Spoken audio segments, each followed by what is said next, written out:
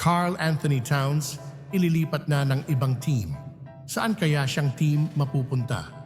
Anthony Edwards, future nga ba ng Minnesota Timberwolves? Sinong player ang ipapartner kay Edwards kapalit kay Towns?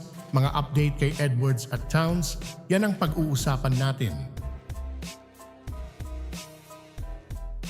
Kamusta mga bro? Nandito tayo para pag-usapan ang latest NBA news na siguradong magpapainit ng usapan.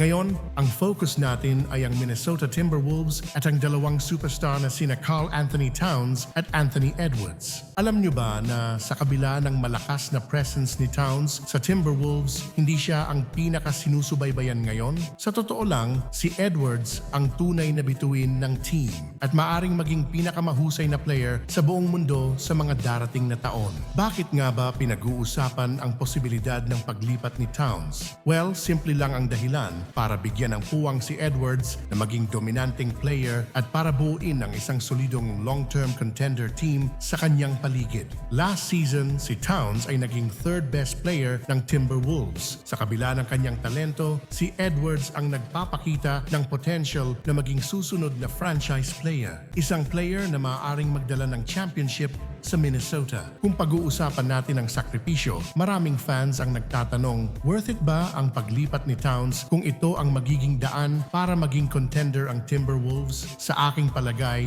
oo. Kasi kung si Edwards ay bibigyan ng tamang team, kayang-kaya niyang dalhin ang Minnesota sa championship level. Kung minsan, kailangan talagang magbitaw ng malaking pangalan para mas lalong lumakas ang team. Kung si Towns ay ilipat para makuha ang tamang piraso para kay Edwards, worth it ito. Edwards is the future mga bro at hindi lang natin sinasabi yan. Pati mga analysts at insiders ay naniniwala. Ilang taon pa si Edwards bago pumasok sa kanyang peak. Pero ngayon pa lang ay nakikita na natin ang kanyang leadership skills at ang kanyang all-around game. Siya ang tipo ng player na gustong-gustong mong buuin ang team mo. So, ano ang next step para sa Timberwolves? Simple lang. Ipon ng tamang assets since gumawa ng matalinong trades at tiyakin na si Edwards ang nasa center ng kanilang plano. Ito na ang oras para sa Minnesota na mag-focus sa kanilang future star. Kung si Towns nga ang magiging susi para makuha ng Timberwolves ang kanilang hinahanap, hindi na masamang sakripisyo yun. The future looks bright for Edwards and the Wolves. Mga bro, ano sa tingin nyo?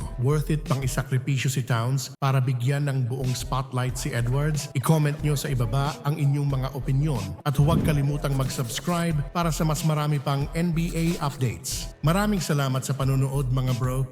Kita-kits ulit sa susunod nating video at tandaan, ball is life.